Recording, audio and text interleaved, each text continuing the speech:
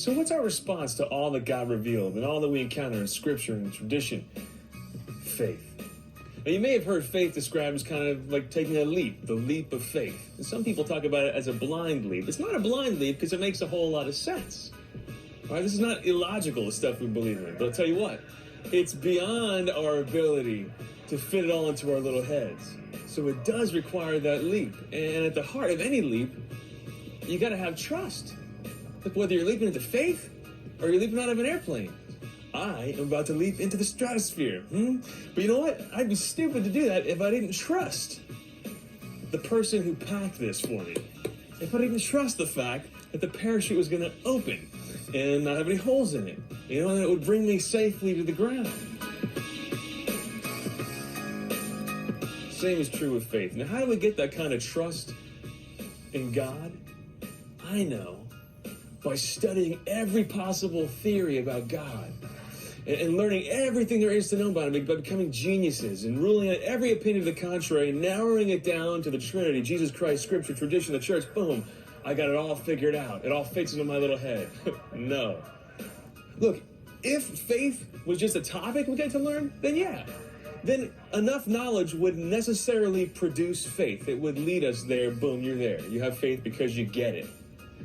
But the end goal of faith isn't just a topic. It's a person. See, if God said, hey, listen, here's a book, learn some facts about me, here's some rules, follow them, boom, we'll call it even. I'll do my God thing, you do your human thing, we'll call it a day. It would have been so simple. He threw us a massive curveball. He gave us his entire life. So all he wants back is everything.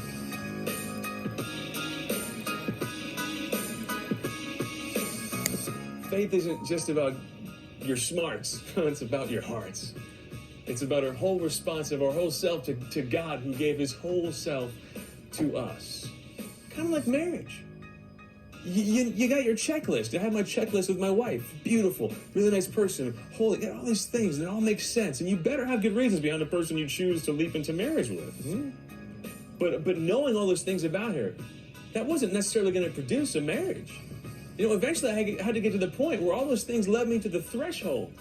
But I had to man up at some point, produce a ring, and say, will you marry me? See, I give myself now to what I know enough of.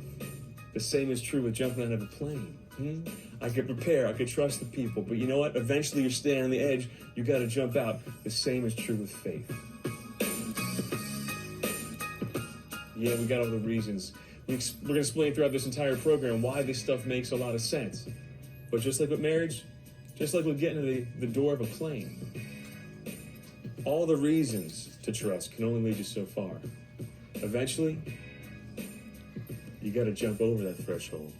That's what faith's about, where the will pushes the intellect to accept, to submit to assent to things that are bigger than the human mind, that we couldn't possibly take it all in. And we say yes to God. And that's the moment when joy is born. That's the moment when hope is born. Why? Because even if we're falling through the stratosphere of life, when we have faith, our feet are firmly grounded in the most important realities. The reality that life is not an accident. That God had you in mind before he breathed life into this universe. That even through difficult times, he's got a purpose for you. And that your end is eternal glory. I look at saints like Josephine Bakita, who went through so much difficulty, so much hardship in her life. When she was a little girl, she was sold into slavery. She was traded. She was beaten so badly, she actually forgot her name. And she grew up into adulthood. She was freed. She became a Catholic Christian. She became a religious sister who was renowned for her love and gentleness, despite all the hardships she went through, all the difficulties. You know how she summed up her life? With these words. She said, I am definitely loved. And no matter what happens to me, I am awaited by this love. And so my life is good. Why?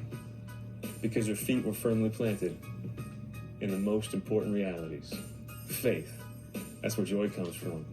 That's where the power comes from to live life to the full.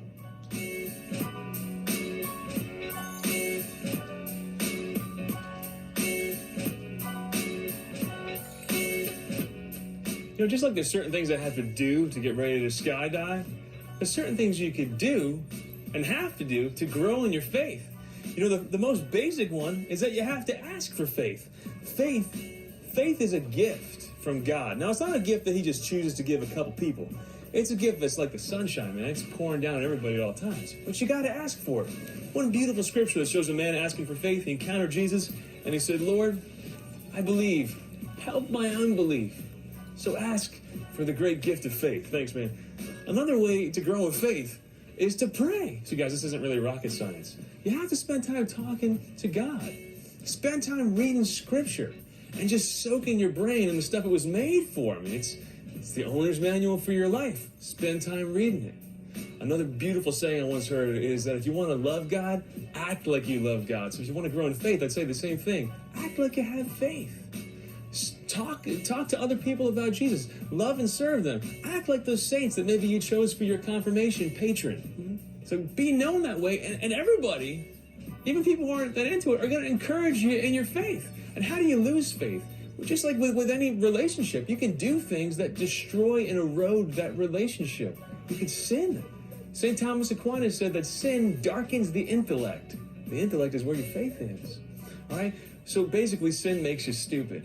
Look at any experience of your life. When you're really locked into a certain sin, you don't really get it, and people are trying to break through. It's like, what? Yeah, it makes like a brick wall around your head and around your heart. So you could sin.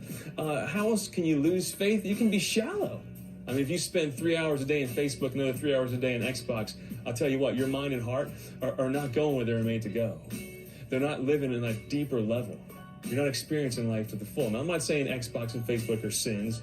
And I didn't have to deal with that, by the way, growing up. When I was a kid, we didn't have Facebook. We had something called real life. It was awkward. If you wanted to unfriend someone in real life, it required a conversation. But anyway, you get my point.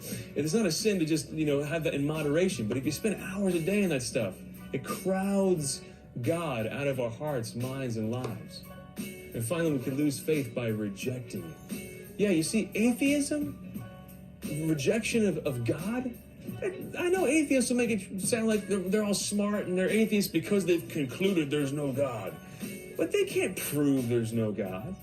Nor can they give you an answer for why, if there's no God, there's anything at all. Just like people of faith, atheists make a choice too, to reject God. They take a leap of faith, but instead of landing in hope, they land in darkness. So like with any relationship, guys, there are certain things you can do to grow in it. There are certain things you can do to destroy faith. And I want to leave you with this. Faith is not a one-time leap, a one-time decision. It's a lifelong decision. It's a daily decision. Just like in any relationship, just like in marriage. And there's some times when a decision is difficult with any relationship to stay faithful. And the same is true with God. There's certain times where you're suffering in life and it's really difficult and you don't get it. And all you can see is your pain and suffering. You don't see all the reasons that led you to faith. You don't see all the things that strengthened your faith over the years. But in those times, you know what you could do so that life still holds together? You keep making the one choice to believe. St. Augustine once said, I don't understand that I might believe. I believe that I might understand. And you know why else I believe?